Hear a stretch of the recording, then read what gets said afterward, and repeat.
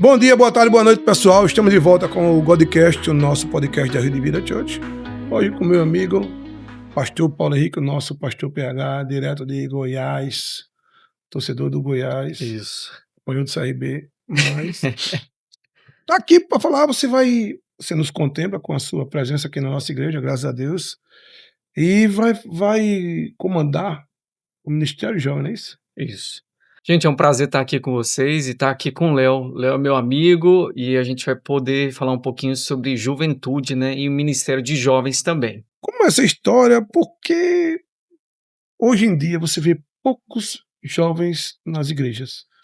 O que é que expulsa, o que é que não atrai tantos jovens Uhum. assim para a igreja? Então, tem um conflito um pouquinho sobre gerações, né? A minha geração, de alguns anos atrás, era mais fácil ser cristão. Hoje a gente tem muitos atrativos, né, para fora. Distrações. Demais. E eu acho que também tem a ver com a geração até dos pais de hoje, né.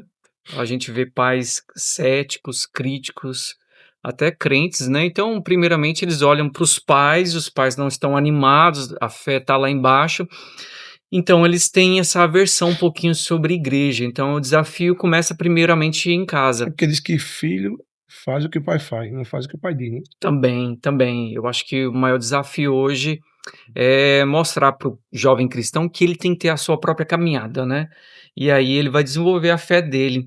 Então, na minha época, sábado à noite era o quê? Culto de jovens.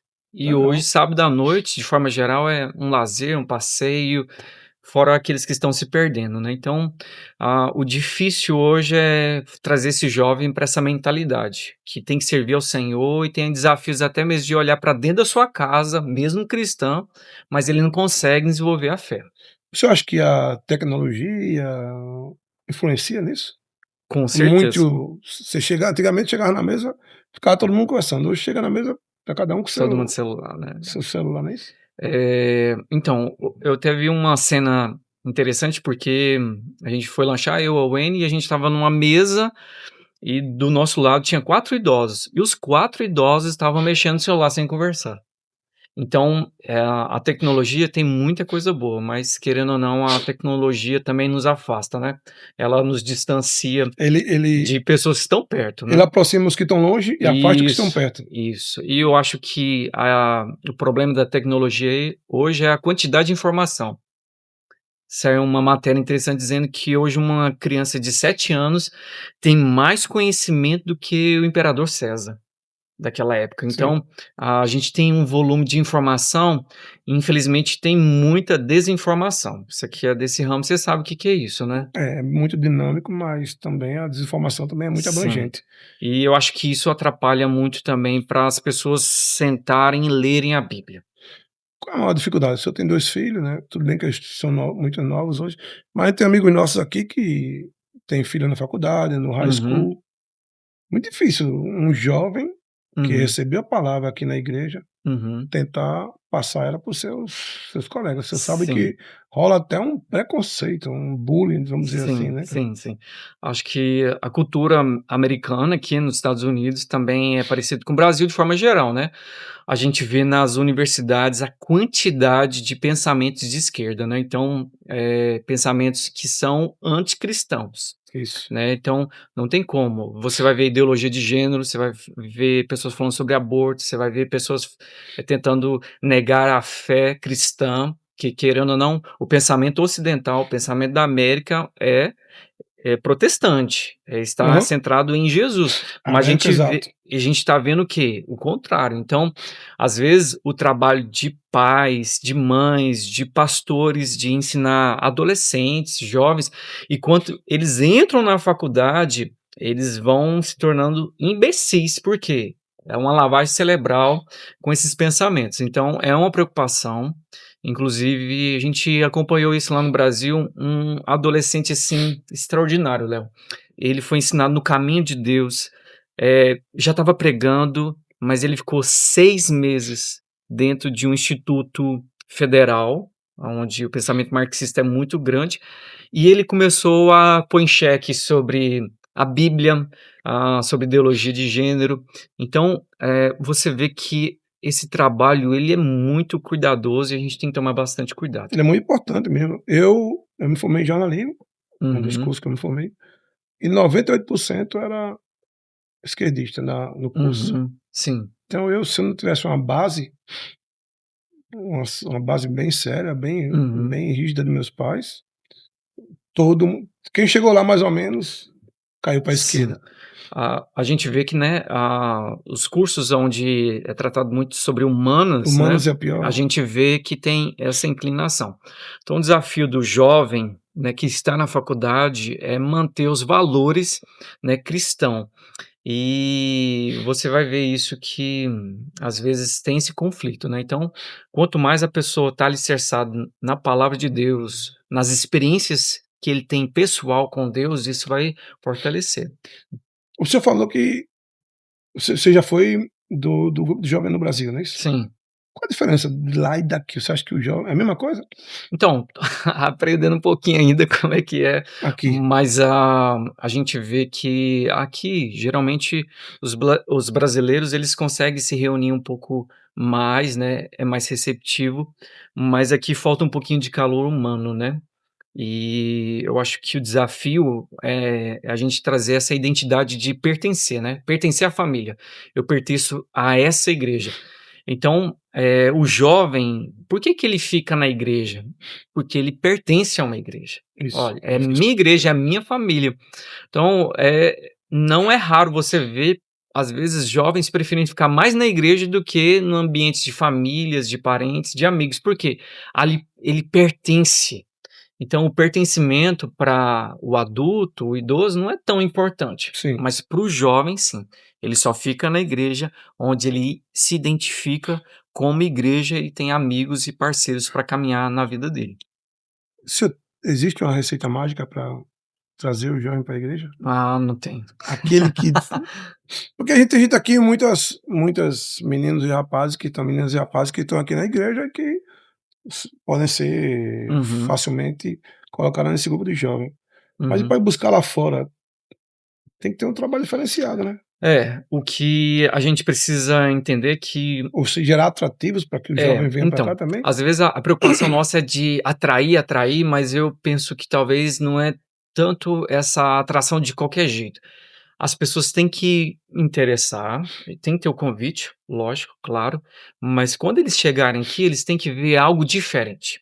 Talvez o erro da cultura brasileira, de muitos jovens, é tentar atrair, e quando eles chegam na igreja, eles falam assim: "Ah, e parece uma discoteca que eu fui", ou "Ah, poxa, que cara maneiro e tal, aceita as coisas que eu", então não tem aquela mudança verdadeira. Então a gente faz o convite sim, mas eu acho Que é mais que difícil manter, né? sim, Mais difícil manter do que atrair. Atrair é, você consegue trazer a pessoa, mas tem uma frase interessante que vai dizer que hoje a igreja está tão carnal que ela utiliza métodos carnais para manter os crentes carnais. exatamente. Então, essa transformação, ela vai automaticamente firmar essa pessoa. Eu não vou precisar de programação, não vou precisar animar o ego dela. Ele vai estar aqui porque ele tem a presença de Deus. Então, esse que é um método que eu acho que é saudável para o jovem. Então a gente vê no Brasil, e isso aprendeu daqui dos Estados Unidos, é o quê? É tentar parecer demais com o mundo para chamar, mas qual é a o que que a gente está gerando? É jovens raquíticos espiritualmente? Então essa é a minha preocupação, não é tanto atrair, mas é trabalhar a base que a gente tem, né, se o Senhor permitir. Eu quero fazer esse convite para você, jovem. Se você quer conhecer o Senhor, se você quer conhecer mais a Deus, se você tem dúvidas, questionamentos, eu acredito que o Espírito Santo fala com qualquer pessoa em qualquer lugar. E talvez você está numa faculdade, você está em dúvida, eu digo para você que o ambiente cristão, ele vai te ajudar. E aqui na Rio de Vida você vai poder receber aconselhamento, você vai, poder ser orientado e você mesmo vai ter essa experiência com Deus. Então não estamos aqui para vender uma igreja, nós estamos aqui só Isso. para falar que Jesus transforma vidas. E se você acha assim: "Não, eu quero curtir a minha vida", não tem nada melhor do que viver a sua juventude na presença do Senhor. A satisfação é muito Oh, muito grande. poxa. Pastor, como é que você se tornou pastor com Você tem 10 anos de pastoreio? Sim. Começou como? Hã. Jogando bolinha de gude e Não, para você ver, o meu pai se tornou pastor com 18 anos de idade, né. certo. Antigamente as pessoas se tornaram pastores e líderes missionários até mais jovem do que eu, mas hoje há um distanciamento, né, de jovens com a liderança. Eu nasci num lar cristão, os meus pais pastores, meus avós, e eu comecei a cuidar de adolescentes e jovens junto com minha esposa, né, recém-casado, Você começou e já era casado. começamos casados, mas eu sempre estava ali no ambiente da igreja. Mas aí eu comecei a me envolver e eu comecei a gostar muito. Eu nunca quis ser pastor. Na verdade, eu fugia disso, de profecia. Eu não queria jamais ser pastor na minha vida. Mas eu estava tão envolvido com os adolescentes que eu estava gostando de estar, de ensinar. Então, eu e mais uma pessoa, eu mais um pastor, a gente decidiu fundar uma igreja. Então a gente fundou uma igreja, em 2015, primeiro segundo foi 2 de janeiro de 2015. Nós fundamos uma E igreja segundo dia do com ano. segundo dia do ano. Então a gente começou com a minha esposa, a esposa dele, os filhos dele e mais 7 adolescentes. Então tem gente que acha que adolescente não tem valor nenhum. Nós iniciamos uma igreja com adolescentes. E a gente ficou lá até o final de dezembro de 2025, foram 10 anos. E a gente aprendeu muita coisa, mas começamos com adolescentes, começamos com jovens. Então, eu olho para trás também e falo assim: "Poxa, 10 anos, eu nunca imaginei isso". E o meu desejo é que outras pessoas se tornem jovens, líderes de departamentos, pessoas envolvidas e se tornem pastores. Não existe essa ideia de pastor que é um derrotado, sofredor, não existe isso. Eu sou uma pessoa muito feliz, bem casado, Graças a Deus. satisfeito com tudo aquilo que eu vivi, e eu olho para trás e eu só agradeço a Deus tudo que eu vivi. Então, o pastoreio hoje é vendido como alguém ganancioso, alguém que é um derrotado, alguém infeliz, de maneira nenhuma. Então eu olho para trás e falo assim: "Deus, muito obrigado". E eu tenho certeza que Deus está procurando novos pastores, e são jovens que estão espalhados em todo o mundo. Uma dúvida, você já pregou para adultos, para jovens? Quem recebe melhor? O melhor de todos para mim é criança. É? Criança para mim, eles recebem, eles absorvem, né, com muita pureza. Mas entre jovem e adolescente e adulto, eu prefiro o jovem e adolescente. Por quê, Léo? Você vai falar para um adulto assim: "Olha, como é que você tá?" Ele vai falar que tá ótimo, tá bem, ainda mais se ele for experiente na fé. Uhum. Ai, tá uma maravilha. Nossa, Se Deus tá melhorar fazendo estraga, né? isso, e o coração dele é afundado no pecado, triste, deprimido, mas não consegue. Mas o jovem, ele abre o coração. Você não precisa nem falar nada, você já percebe. Então, uma coisa boa de trabalhar com jovens e adolescentes é essa transparência. Às vezes nós criamos essa máscara espiritual para parecer que a gente está bem, Uhum. e o jovem adolescente não. Está mal, está mal, está feliz, está feliz.